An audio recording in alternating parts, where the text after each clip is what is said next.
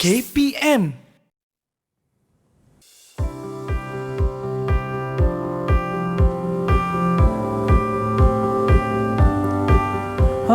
Rindunya kalau dapat pergi ke sekolah macam dulu-dulu kala.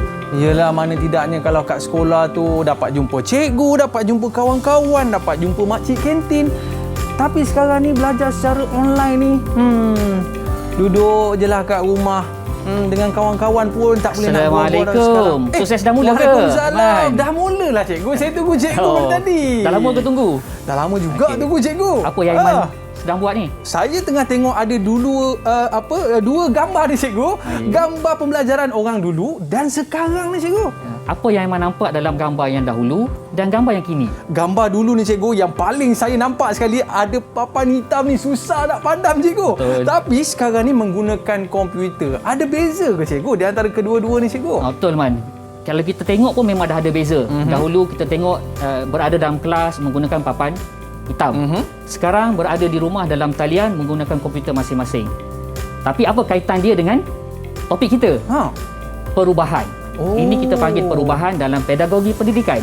Dan tajuk kita pada hari ini berkaitan dengan perubahan dalam bidang pendidikan itu sendiri. Oh, macam tu cikgu Betul. Jadi kepada murid-murid, penonton-penonton di rumah, nak tahu apakah perbezaan sistem pendidikan yang ada di Malaysia sekarang ini, kekal bersama dengan Cikgu Daniel dan jom kita saksikan profil guru kita pada hari ini.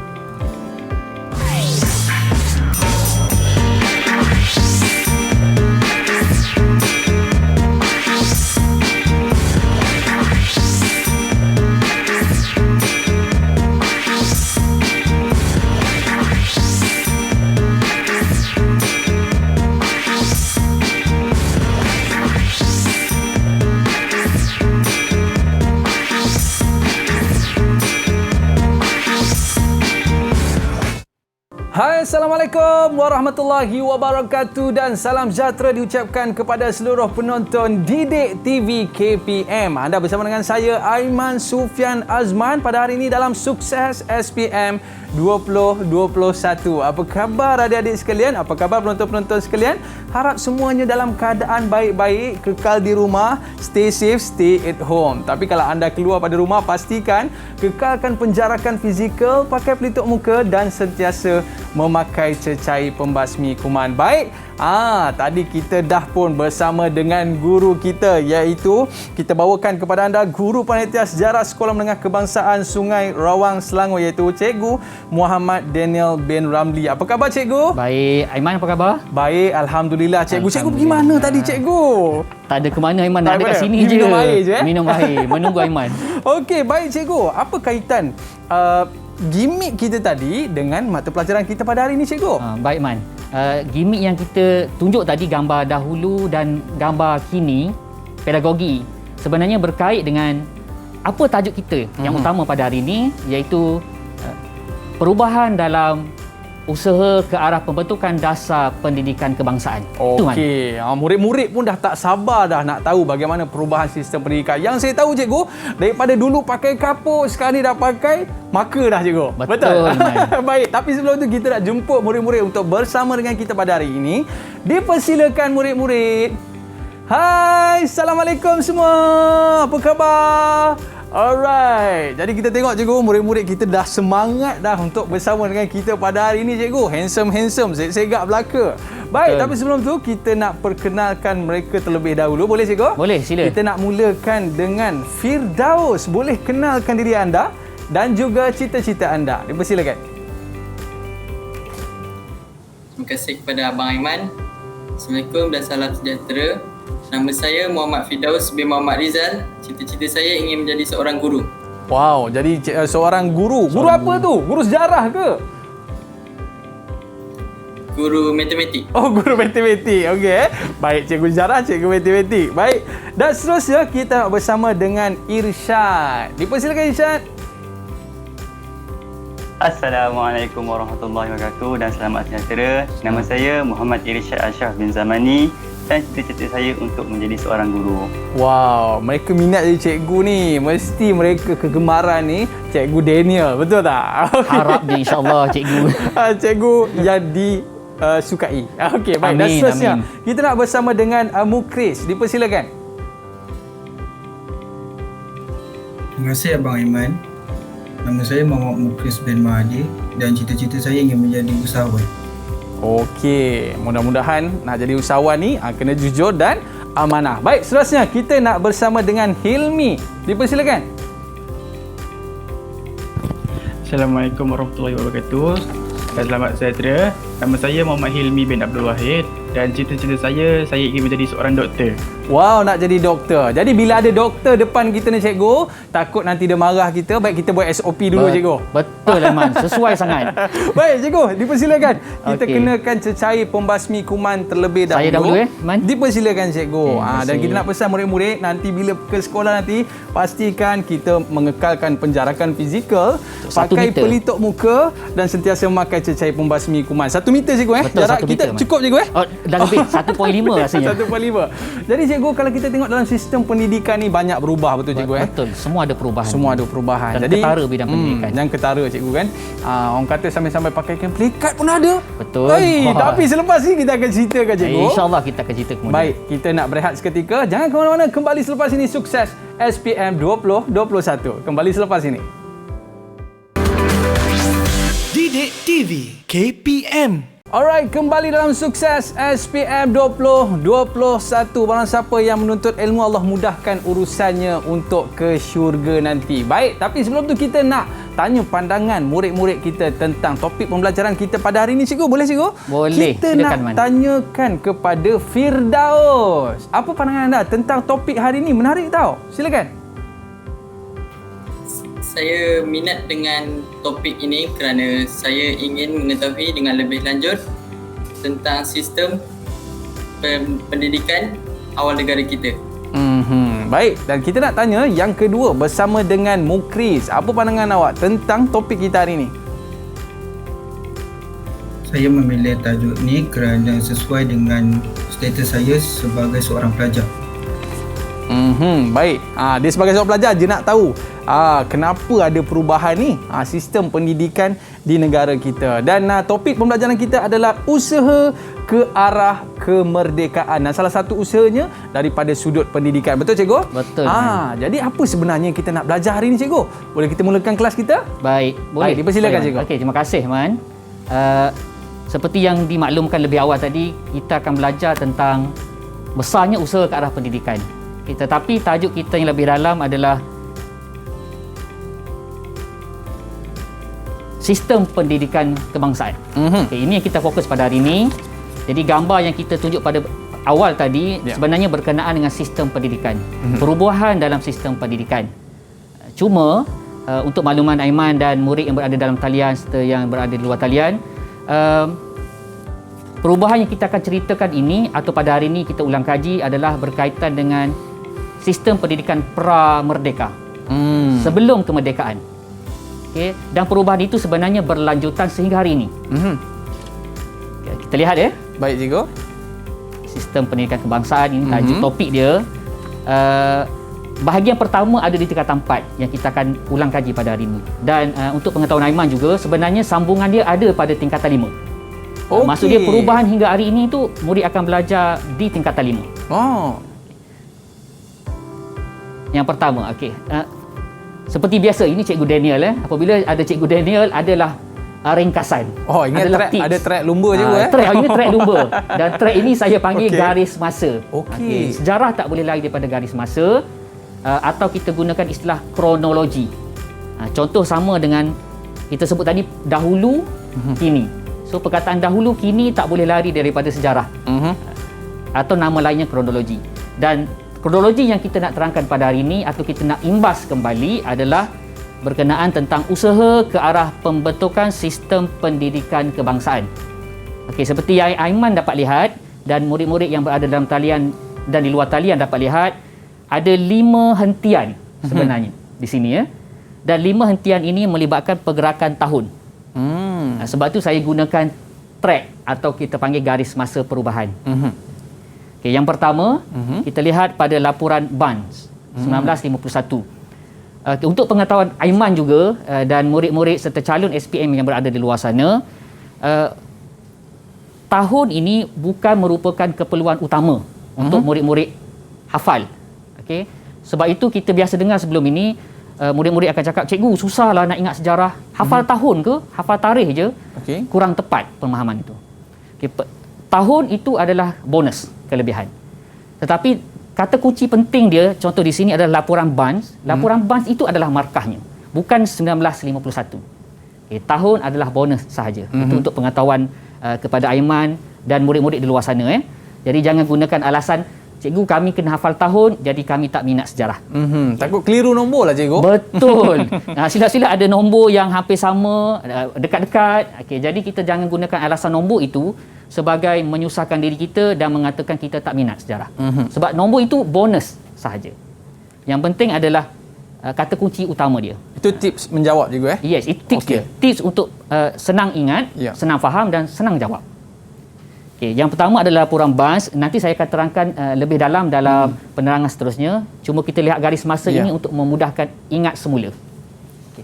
Yang kedua adalah laporan FENWU 1951. Ada yang sebut FENWU, ada yang sebut FENWU. Okay, itu sebutan terpulang. Sebab dalam sejarah tidak ada ujian lisan. Yang penting eja betul. Yang penting eja betul, betul. Yang penting eja betul atau ini salah satu tips. Kalau I eja mungkin silap sikit, contoh dia eja FENW, masih dikira betul. Okey, janji dia punya sebutan hampir sama. Tepat. Sama. Cuma jangan terus tukar nama lain. Itu memang tak ada markah lah. Okey. Yang ketiga adalah ordinal pelajaran. Hentian ketiga kita adalah ordinal pelajaran 1952. Dan hentian keempat, hentian keempat dia sedikit istimewa sebab dia melibatkan negeri Sarawak dan Sabah. Jadi dia ada dua pecahan, ada cabang dia nanti. Nama dia laporan Woodhead, tetapi dia melibatkan Sarawak dan Sabah. Sebab sistem pendidikan kita dan untuk pengetahuan juga dalam KBSM lalu kita tidak ada ruangan untuk Sarawak dan Sabah. Jadi KSSM ini kelebihannya dia bagi tambahan khusus perubahan sistem pendidikan yang berlaku di Sarawak dan Sabah. Ini istimewanya KSSM dan istimewanya tajuk ini kepada murid-murid kalau kita panggil istilah dia kohort 1 KSSM SPM. Seterusnya di akhir ni akhir kita cerita kita atau kita punya hentian akhir dah sampai bendera dah. Dah boleh balik rumah lah ni rehat adalah pada penyata jawatan kuasa pelajaran 1956. Sebelum merdeka cikgu Sebelum merdeka. Di sini kalau biasa kita sebut penyata jawatan kuasa pelajaran jarang orang ingat. Tapi kalau kita sebut penyata razak, cikgu saya tahu penyata razak. Saya biasa dengar. Ni penyata razak. Ya, inilah nama sebenar dia tetapi dikenali sebagai penyata razak. Sebab banyak istilah sejarah dia kembali kepada nama asal dia mengikut dokumen asli.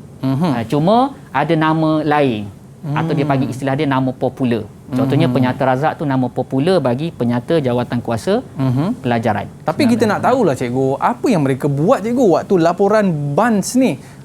Apa yang mereka telah lakukan, perubahan sistemnya dan sebagainya cikgu?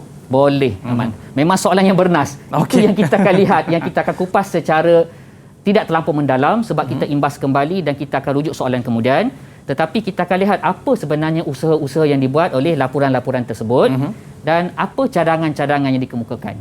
Dan selepas itu kita akan lihat beberapa bentuk soalan untuk kita uji pengetahuan murid-murid yang ada dalam talian dan juga bagi murid-murid yang berada di luar talian. Kalau Aiman nak menjawab nanti pun dipersilakan. Boleh. InsyaAllah boleh. Tak sabar nak jawab tu. Silakan cikgu. Okey, yang pertama, kita lihat ini adalah hentian pertama kita. Kita kena ingat dia ada berapa hentian tadi Aiman? Ada 5 cikgu. Ada 5, bagus. Kenapa Aiman boleh ingat 5? Sebab kita ada garis masa ringkas tadi. Sebab saya pun suka lumba kereta juga. Bagus. Sebab tu kita kena sesuaikan dengan minat kan. Kalau murid kita minat lumba kereta, kita buat litar kereta. Kalau murid kita minat suka menanam ke, kita buatlah 5 pokok bunga kat situ contoh. Itu terpulang kepada kreativiti guru dan sebenarnya murid sendiri boleh menggunakan konsep garis masa itu. Baru boleh faham cikgu ya, senang. Betul. Okey, baik cikgu. Okey, kita lihat yang pertama laporan BANS. Apa sebenarnya laporan BANS? Okey. Permulaan dia apabila kita sebut laporan ni kita kena cerita sedikit latar belakang. Latar belakang awal dia adalah permulaannya dimulakan oleh Jawatan Kuasa Pelajaran Melayu dan kalau kita lihat nama dia kat belakang tu nama pengerusi dan kata kita rujuk balik ke atas tu itulah nama dia. Patutlah laporan BANS. Sebab itu senang. Sebenarnya dalam sejarah ni dia mudah apabila nama-nama pengurusi ini akan dijadikan Nama laporan. nama laporan, nama jawatan kuasa. Okey, contoh di dekat sini laporan BANS. Kalau keluar soalan contohlah objektif. Siapakah yang mempengurusikan jawatan kuasa yang melahirkan laporan BANS? Automatik jawapan dia dah Dah ada jawapan dah? ada jawapan. Ya, itu kelebihan kalau murid kita dapat lihat stimulus rangsangan soalan ada kaitan tak dengan isi atau jawapan. Okay. Sebab ada soalan yang kita panggil istilahnya soalan aras mudah untuk membantu calon. Okay, contoh Okay, yang kedua, apa yang dibincangkan oleh laporan BANS. Itu yang penting. Saya ambil 4 kata kunci utama sahaja dari setiap laporan. Okay. Kenapa? Sebab ini antara yang utama yang diperlukan. Dan kenapa ada warna? Aiman tak tertanya-tanya ke? Tengok warna lah, cikgu. Color-color apa kaitan color tu cikgu dengan kepentingan sekolah rendah tu cikgu? Saya suka warnakan yang berbeza. Kenapa? Sebab ini adalah kata kunci utama. Oh, kata kunci. Cadangan oleh setiap laporan atau setiap jawatan kuasa, dan ini yang akan memberikan markah kepada murid apabila dia menjawab soalan struktur atau esei. Okay, jadi murid tak perlu ingat semua yang panjang ni. Dia boleh kecilkan lagi Point dia. yes. Jadi murid-murid tak boleh cakap, cikgu banyaknya nak kena ingat. Saya dah kurangkan seminimum yang mungkin. Dah diskaun dah tu. Diskaun, yes. 50% diskaun. Kalau nak minta 80%, itu susahlah, dah habis lah. Dah paling ringkas. Okay.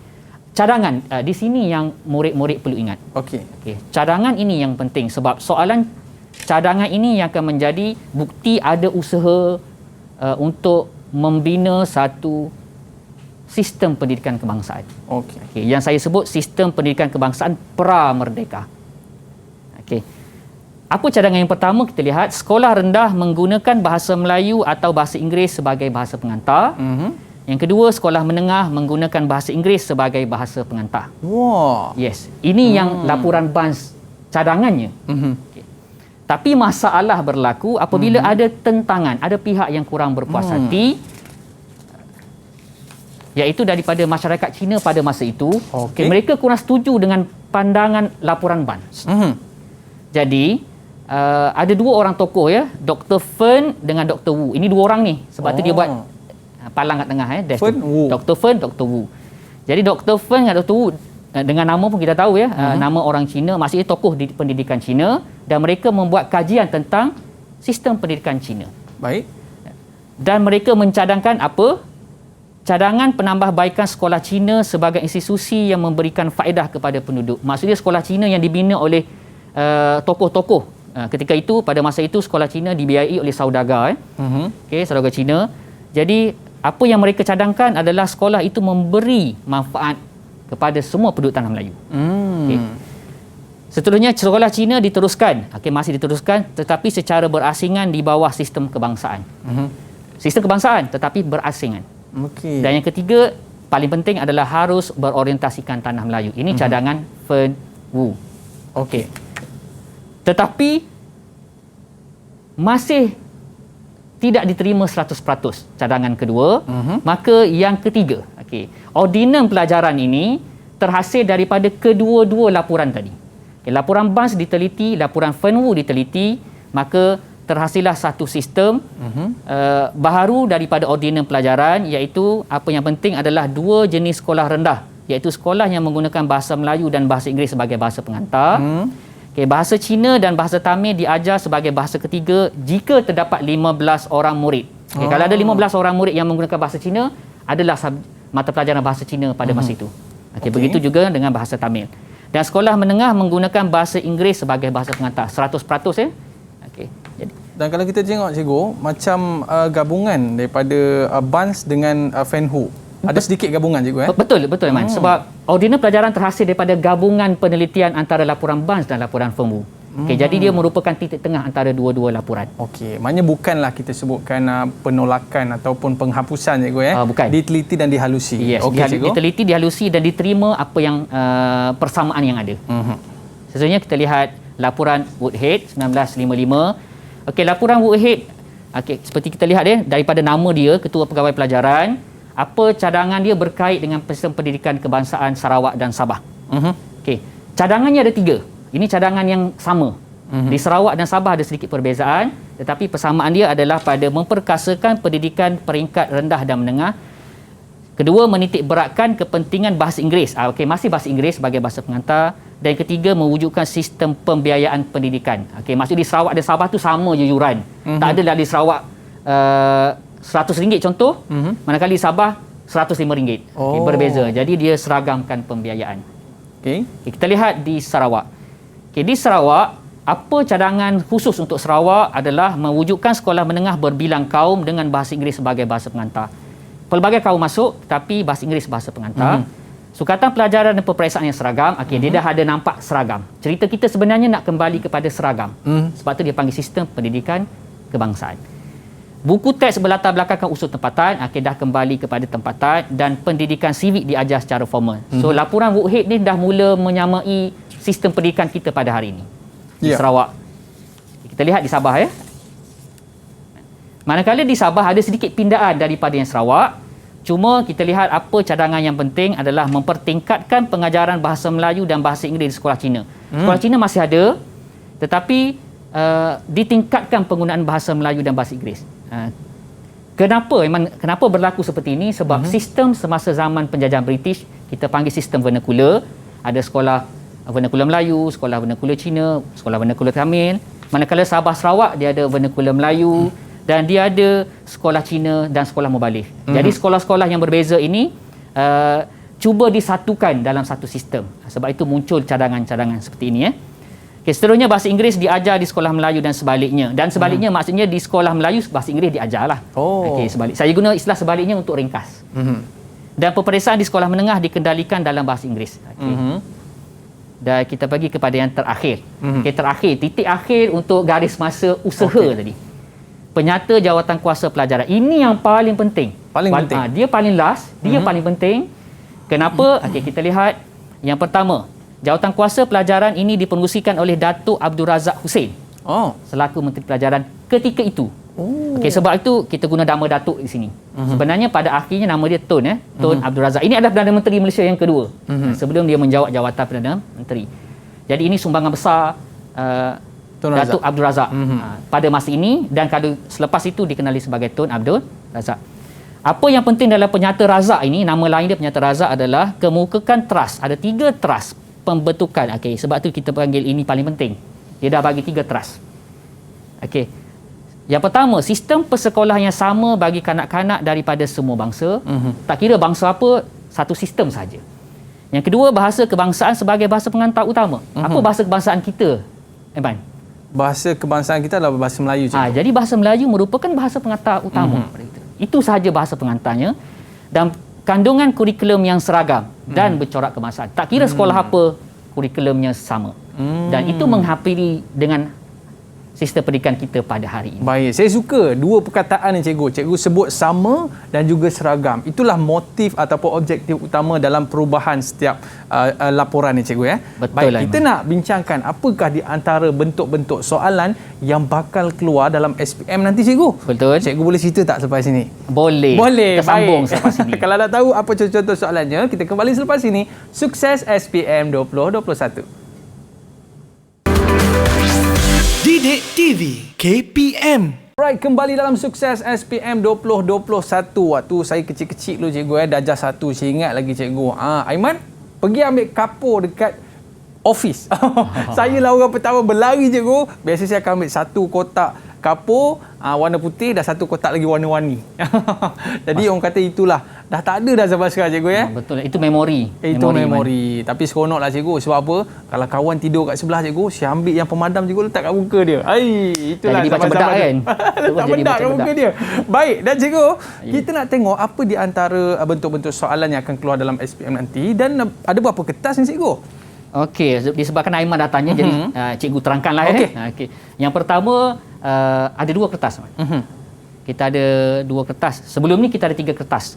Tapi ini tahun pertama calon SPM yang ada 2 kertas saja. KSSM, kohort 1. Yang pertama adalah kertas 1. Kertas 1 ini adalah kertas objektif, ada 40 soalan. Masa dia 1 jam sahaja. Dan kertas 2 ada 2 bahagian. Bahagian A struktur dan bahagian B esei. Masa diberi 2 jam 30 minit. Ikut sesuaian lah. Panjang masa disebabkan kaedah menulis jawapannya memerlukan masa yang panjang. Cukup lah cikgu ya? InsyaAllah cukup. Kalau murid-murid gunakan masa seoptimal yang mungkin, seperti yang saya sentiasa terangkan sebelum ini, maka murid tidak ada alasan, cikgu saya tak cukup masa nak jawab. Okey, baik cikgu. Kita nak tengok soalan untuk kertas A dulu cikgu. Kertas satu ya. Kertas Boleh. satu. Boleh Man. Kita lihat. Silakan. Okey, soalan kertas satu seperti yang saya dah sebut tadi, seperti yang cikgu dah sebutkan tadi, Man, adalah soalan objektif. Okey. okey. So di sini ada beberapa bentuk soalan objektif yang kita cuba paparkan. Okay. Tak boleh cakap soalan ini akan keluar dalam SPM. Sebab kita tak tahu keluar atau tidak dalam SPM Tidak kan. hafal jawapannya. Kalau tak hafal jawapannya. Okey. Cuma format ini. Okay, ini adalah format yang biasa ditanya dalam SPM sebelum ini. Dan insya-Allah kalau ditanya, kalau keluar alhamdulillah, kalau tak keluar sebagai ilmu atau pengetahuan semasa. Kalau keluar rezeki. Keluar rezeki. Okey. Kita lihat ada ini soalan pertama ya. Saya bacakan soalan dahulu. Okey, yang pertama, apakah ciri sistem persekolahan vernakular? Ada 4 pilihan jawapan. A. Sekolah kaum peribumi. B. Pendidikan tidak formal. C. Pendidikan zaman penjajahan. Dan D. Berlainan bahasa pengantar. Okey Man, saya rasa kita boleh pilih murid yang berada dalam talian untuk bagi jawapan yang sesuai. Oi, saya tengok murid kita dah bersedia, maklumlah cikgu ramai ni, doktor pun ada. Kita nak tengok macam mana cikgu dengan doktor jawab ni. Silakan. Mana satu nak mulakan ni? Boleh angkat tangan dan sebut nama. Saya. Okey, kita bersama dengan Hilmi. Silakan. Nombor 1, apakah ciri sistem persekolahan vernakular? Jawapan saya D. Berlainan bahasa penghantar. Betul ke cikgu? Okey, kita lihat jawapan. Hilmi memilih jawapan D. Berlainan bahasa pengantar ya. Kita lihat dulu jawapan dia betul atau salah. Bagus. Jawapan dia D. Jawapan Tepat dia D. Tapi kita Berlainan nak tanya bahasa. dia cikgu. Okey, sila. Kenapa Kita dia tanya. tak pilih A? Kenapa dia tak pilih B? Kenapa dia tak pilih C? Silakan. A. Salah kerana sekolah vernakular dibangunkan oleh pelbagai kaum yang berbeza. B. Salah kerana pendidikan vernakular adalah pendidikan formal. C pula betul tapi kurang tepat. Okey, Aman. Saya respon soalan jawapan Hilmi yang C. Dalam jawapan objektif sejarah, ini sedikit kerisauan kami, guru-guru sejarah. Sebab dia ada contoh ya, A, B mungkin kita boleh kata dah salah. Tetapi dia mungkin ada satu jawapan yang betul tetapi kurang tepat. Dan dia nak jawapan yang paling tepat. Itu pengacau nama cikgu. Pengacau, betul. Aduh. Okey. Faktor pengganggu. Ini yang apabila murid-murid yang baca sekali baca je, dia mungkin ingat lupa. Dia bagilah jawapan C. Walaupun jawapan tepatnya D. Okey. Okey, kita lihat soalan yang Baik cikgu. kedua ya. Okay, soalan kedua, sistem pendidikan. Okey, dia boleh keluar stimulus macam ini. Contoh sistem pendidikan yang wujud pada zaman penjajahan British sekitar tahun 1951 ya, adalah sekolah vernakular Melayu, sekolah vernakular Cina dan sekolah vernakular Tamil. So, ada 3 jenis seperti yang saya dah sebut sebentar tadi. Soalan dia boleh tanya soalan ini, soalan berbentuk kebat. Okey. Kebat dalam soalan objektif. Kemahiran berfikir aras tinggi. Apakah implikasi atau nama biasanya kesan. Nak bagi nampak nama dia hebat sikit, jadi implikasi. Itu dari sudut bahasa saja. Kesan cikgu Kesan sebenarnya. Apakah kesan daripada sistem pendidikan di atas? Okay. A. Sukatan pelajaran dia selaras. B. Jurang ekonomi dan sosial. C. Pegawai kerajaan bertambah. Dan D. Pengurusan tenaga pengajar mudah. Okey, yang ini kita nak pilih dulu ke Aiman nak cuba jawab dahulu? Kalau saya cikgu, sebab saya tengok dekat situ implikasi ni dia kesan kepada sistem pendidikan di atas ni mungkin jurang ekonomi dan sosial lah cikgu. Jurang ekonomi dan sosial. Okey, itu jawapan Aiman. Kita kunci dahulu. Kita kunci dulu. Kita kunci dahulu. Betul ke tidak tu? Betul ke tidak kita tunggu. Kita lihat murid yang nak jawab. Okey. Okey, silakan. Siapa nak cuba boleh angkat tangan? Right. Kita bersama dengan Mukri. Silakan. Jawapan saya sama macam Abang Aiman, iaitu B, jurang ekonomi dan sosial. Okey. Sama. Okey. Tapi kita lihat betul atau tak Kita buka balik kunci yang Aiman kunci tadi. Okey. Jurang ekonomi dan sosial. Betul atau salah? Alamak. Kan? Pandai. Memang calon A SPM. Memang kalau ambil balik SPM. Okey. Jawapan dia adalah jurang ekonomi dan sosial. Kenapa? Okey, kita lihat A adalah sukatan pelajarnya berbeza. Jadi tak samalah, jawapannya salah. Selaras, berbeza. C, pegawai kerajaan bertambah. Ini tiada kaitan dengan tajuk ini pun. Yang D adalah pengurusan tenaga pengajar mudah. Sebenarnya makin sukar sebab sekolah yang berbeza memerlukan tenaga belajar yang berbeza, mahir dalam mata pelajaran yang berbeza, menggunakan bahasa yang berbeza. Okey, jadi jawapan D memang salah. C, tiada kaitan dengan tajuk pun. Dan A, berbeza jawapan. So sebab itu jawapan B yang paling tepat. Ada markah ke untuk saya, cikgu? Tak markah tu.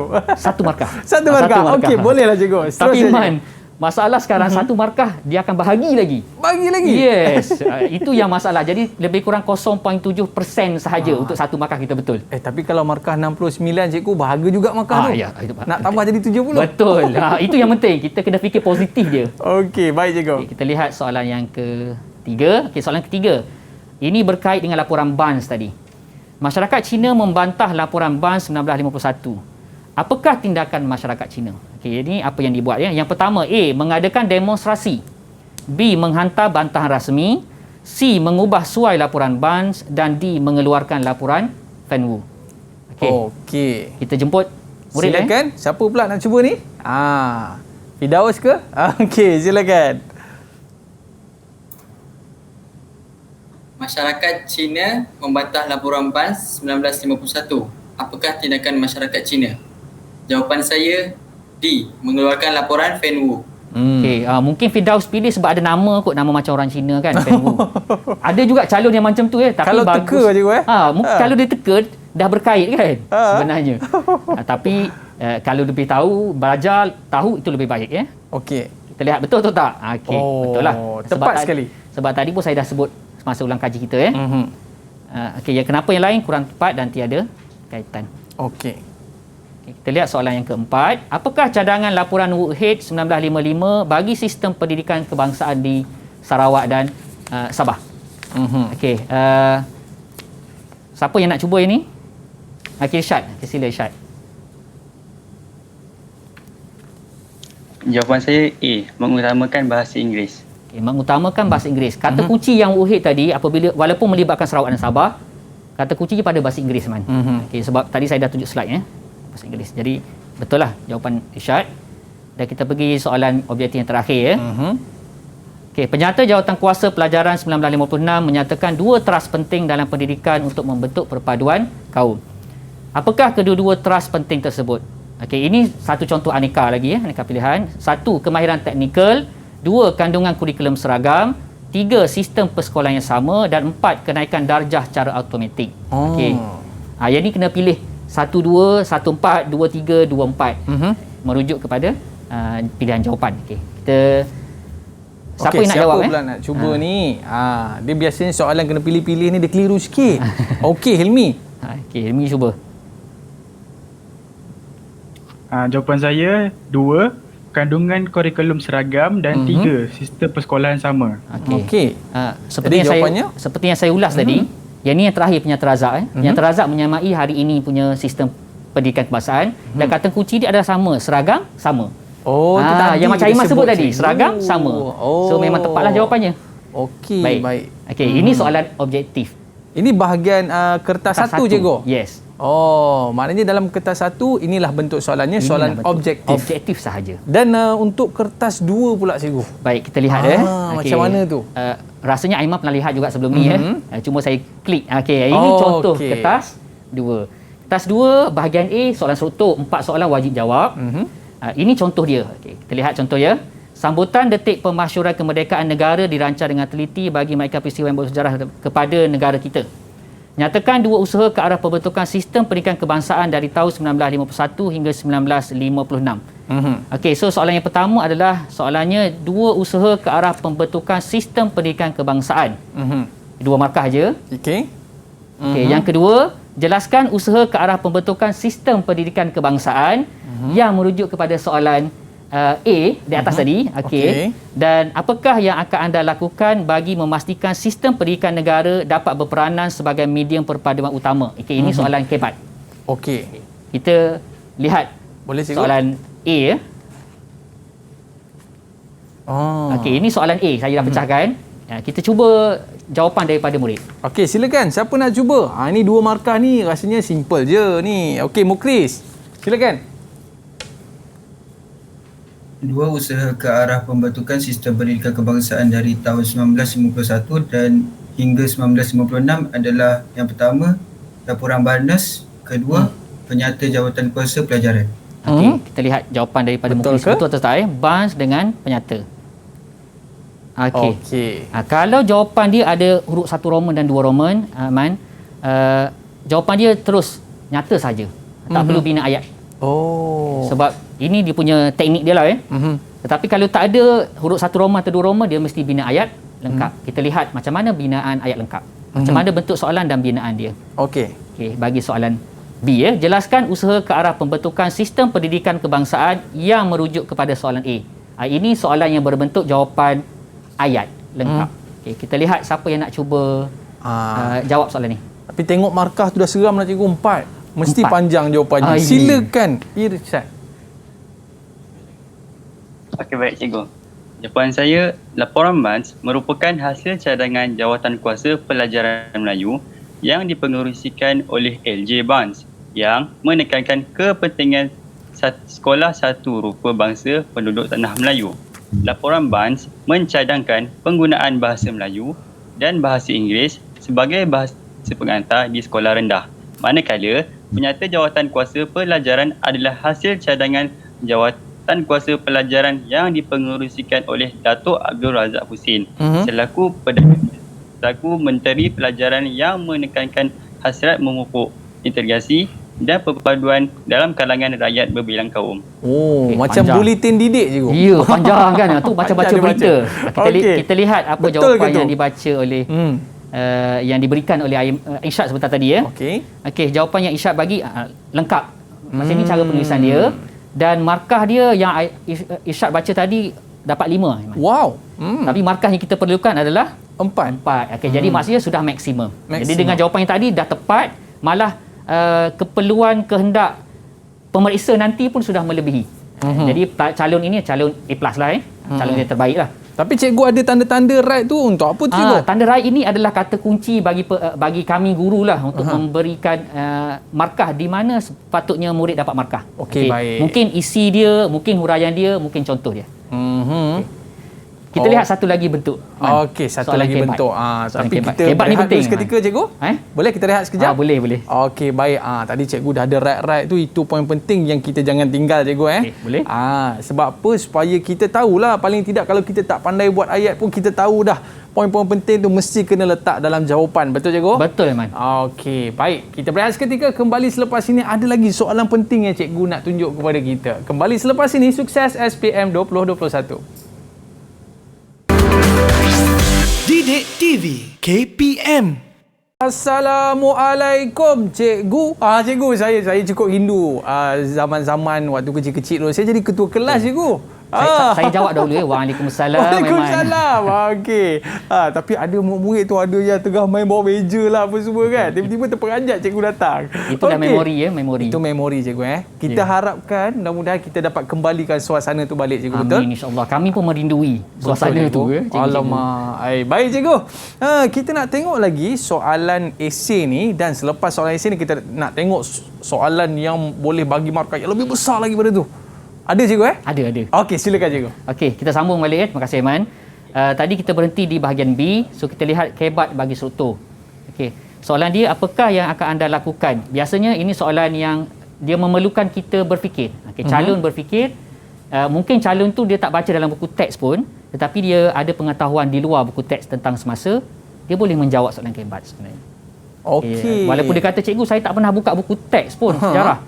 Tapi boleh tak saya dapat markah dalam SPM? Walaupun kami tak boleh cakap, okey tak apa jangan buka buku teks. Tak boleh lah kan. Itu dari sudut cikgu kena bacalah buku teks. Betul. Okey, tapi kalau lah murid itu tak pernah baca, tapi dia suka tengok berita terkini ke, dia boleh jawab soalan kebat. Dan kebat ini kemungkinan 50% kertas 2. Wow. Daripada 100, mungkin 50 markah. Banyak Maksudnya kalau nak dapat A+ tu kena kuasai. Mesti kuasai. Baik, cikgu. Bahagian ni wajib dikuasai.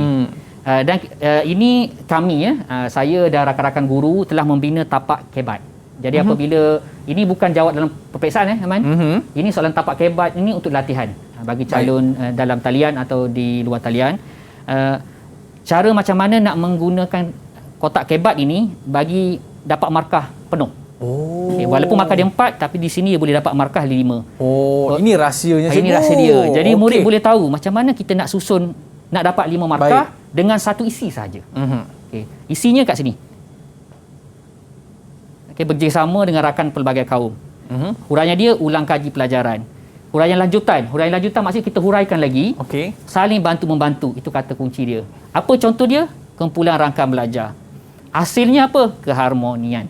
Okay, ini tapak dia, fungsi. Tapi kita nak lihat macam mana murid kita menjawab. Baik, jom. Okey. Ini markah dia ya. Okay. Kita pilih seorang murid untuk tolong jawab dalam nak bentuk cuba. Dah ada tapak dah tu, tinggal follow je. Silakan Hilmi.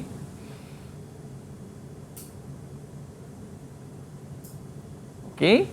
Boleh Hilmi? Sebagai bakal pemimpin masa depan negara, apakah yang akan anda lakukan bagi memastikan sistem pendidikan negara dapat berperanan sebagai medium perpaduan yang utama? Jawapannya, perkara yang saya akan lakukan bagi memastikan sistem pendidikan negara dapat berperanan sebagai medium perpaduan utama ialah dengan bekerjasama dengan rakan-rakan sebagai kaum dalam menuntut ilmu. Saya akan mengulang kaji pelajaran dalam kumpulan pelbagai kaum supaya dapat saling bantu-bantu bagi meningkatkan prestasi pelajaran antara satu sama lain. Contohnya, kumpulan rakan belajar yang terdiri daripada murid-murid pelbagai kaum. Kesimpulannya, perpaduan antara kaum mampu meningkatkan keharmonian dalam kalangan masyarakat. Okey, kita lihat jawapan yang Hilmi ya. Ada markah atau tidak? Okey. Hilmi menggabungkan jawapan yang berada dalam kotak tadi menggunakan kepala ayat. Ini kepala ayatnya. Kepala ayat ni kita ambil daripada soalan lah. Seterusnya dia ada kata hubung, dia ada penanda wacana, contohnya, kesimpulannya, supaya dapat ini memainkan peranan penting untuk markah tadi diberikan penuh apabila murid menjawab dalam peperiksaan. Okay, tadi tapak latihan dan sekarang ini yang dapat markah atau tidak. Okey. Baik cikgu. Ini 4 markah. Kita nak tengok lagi yang boleh dapat markah lebih pada tu cikgu Ada ke? Ada. Silakan soalan esei. Okey, kita lihat. Ini contoh soalan esei. Okey, dia kita lihat ya ada 4 markah, 8 markah, 8 markah. Ini besar ni. Okey, ini besar markah ya. Okey. Yang ini biasalah stimulus. Mungkin ada markah, mungkin tiada markah. Tapi kita lihat kata kunci bagi setiap soalan. Contoh terangkan perkembangan sistem pendidikan vernakular di negara kita. Okey, terangkan. Maksud kita ceritalah isi dan contoh dia. Jelaskan usaha yang telah diambil. Okey, usaha yang telah diambil yang tadi. Ada berapa penghentian kita tadi? Kita ada usaha tadi cikgu ada berapa hentian dekat garis ada masa? 5 cikgu. Ada 5. Jadi murid boleh sebut yang 5 tadi kat sini. Kalau dia ingat 5 je, dia tak ingat isi dia, dia dapat 5 markah. Kalau dia boleh ingat isi lagi, satu hentian tadi, laporan Barnes, dia tulis satu isi di bawah dia, campur semua dapat 10 markah. Tapi cikgu, dalam isi-isi tu ada ke banyak? 1, 2, 3, 4, 5 kan? Betul. Cukup satu cikgu? Cukup sebab kita nak 8 markah saja. Kalau dia boleh ingat 5 langkah, dia darab 2 lah. Satu isi, satu raian, so dapat 10 markah. Dah lebih pun. Tapi kalau contoh calon tersebut, dia ingat 2 je langkah. Tapi setiap langkah tu dia boleh ingat 4 isi. Atau 3 isi, campur dapat 8 juga. Okey, faham cikgu. Jadi bolehlah pelbagai untuk calon. Dan C, jelaskan kepentingan pembentukan sistem pendidikan kebangsaan. Ini soalan kebat. Kita lihat yang A. Baik. Terangkan perkembangan. Kita boleh pilih seorang murid lah untuk siapa nak cuba? Untuk soalan A. Boleh angkat tangan. Siapa nak cuba tu? Okey, Firdaus, silakan. Terangkan perkembangan sistem pendidikan vernacular di negara kita semasa penjajahan British. Jawapan saya, sistem pendidikan vernacular semasa penjajahan British merujuk kepada sistem persekolahan mengikut kaum.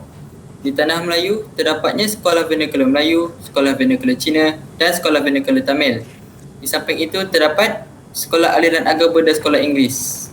Manakala di Sarawak dan Sabah pula terbahagi kepada sekolah vernacular Melayu, sekolah Cina dan sekolah Mubalik Kristian. Sekolah vernacular menggunakan bahasa pengantar dan kurikulum yang berlainan. Okey, itu jawapan Firdaus ya, panjang. ada markah atau tidak. Tengok Okey, kita ada lihat. markah ke tidak Kita tu. kunci tadi ya. So kita buka kunci. Okey. Okay, apa yang diberi oleh Aiman tadi, sorry, Aiman pula, Firdaus. Okey, Firdaus. Aiman murid yang bagus, jadi ingat nama Aiman. Firdaus ya. 6 markah. Maksimum sebenarnya 4. Jadi dengan jawapan yang kita rasa macam ringkas, satu perenggan saja sebenarnya, Aiman. Tapi boleh dapat 6 markah maksimum.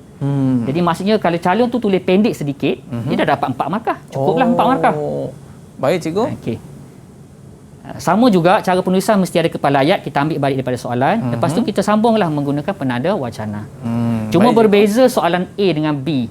Dia fakta, dengan soalan kebat ada kesimpulan. Oh, Okey, itu je kebat berbeza. ada kesimpulan. Kesimpulan. Baik, itu rahsia dia. Itu rahsia dia. Okey, baik, terus cikgu. Okey, kita lihat soalan B. Jelaskan usaha yang diambil. Okey, yang tadi yang cikgu saya sebut ada 5 hentian. Okey, kita jemput seorang murid lah untuk bagi contoh jawapan. Okey, silakan. Irsyad. Jelaskan usaha yang telah diambil untuk melahirkan sistem pendidikan kebangsaan di Tanah Melayu, Sarawak dan Sabah antara tahun 1951 sehingga 1956. Okey, saya cuba cikgu. Okey. Jawapan saya, usaha yang diambil untuk melahirkan sistem pendidikan kebangsaan di Tanah Melayu, Sarawak dan Sabah antara tahun 1951 sehingga 1956 ialah penubuhan jawatan kuasa pelajaran Melayu yang dipengerusikan oleh LJ Barnes. Seterusnya, laporan PENWU diterbitkan berikutan batahan masyarakat Cina terhadap laporan Barnes. Pada tahun 1952, Ordinar Pelajaran diluluskan selepas jawatan kuasa penasihat pusat pelajaran meneliti laporan Barnes dan laporan. Seterusnya, laporan Woodhead dikeluarkan di Sarawak dengan menitik beratkan kepentingan bahasa Inggeris sebagai bahasa pengantar. Manakala laporan Woodhead Sabah diterima dengan pindaan. Pada tahun 1956, jawatan kuasa pelajaran yang juga dikenali Penyata Razak telah dikeluarkan. Okey. Macam mana cikgu? Ikut yang diberikan jawapannya, carangan jawapan oleh Irsyad, dia dah menyebut kelima-lima. Oh. Okey, jadi dia dah ada 5 markah. Tapi adakah isi tambahan atau huraian dia tepat atau tidak? Kita lihat. Yang penting kelima-lima dah ada. Okey, 5 tu dah ada 5 markah dah. 5 dah ada 5 markah. Okey. Dan rupanya dia dah ada setiap satu isi, dia bagi satu huraian. Jadi Irsyad sudah dapat 10 markah daripada jawapan tadi. Itu yang 8 markah maksimum. Okey. Jadi dekat sini kita boleh dapat 8 markah cikgu. Jadi pada saya untuk markah yang besar-besar ni kita kena ambil peluang betul-betul cikgu. Betul. Sebab apa? Dengan 8 markah ni cikgu boleh membezakan sama ada kita dapat A ataupun dapat B. Baik cikgu, kita nak ucapkan terima kasih kepada Cikgu Daniel. Cikgu dah terangkan tentang kertas 1 dan kertas 2. Pastikan kita dapat jawab kedua-dua kertas dengan betul cikgu. Betul. Yang paling penting kita kena selalu buat latihan. Yes. Baik, kita nak ucap terima kasih kepada Cikgu Daniel dan juga murid kita pada hari ini. Kita ada Irsyad, Firdaus, Mukris, Helmi, semuanya pelajar cemerlang dan bakal dapat A+. Betul cikgu? InsyaAllah, amin. Oi, cikgu dah cakap macam tu, cikgu dah amin. Cikgu yakin, cikgu yakin. Cikgu yakin. Baik. Dan terima kasih kita ucapkan kepada penonton-penonton di rumah sana dan saya doakan semua dapat A suatu hari nanti. Dan kita berakhir di Sukses SPM 2021. Ada rezeki kita jumpa lagi. Bye-bye. Assalamualaikum warahmatullahi wabarakatuh. Jumpa lagi. Waalaikumsalam warahmatullahi wabarakatuh.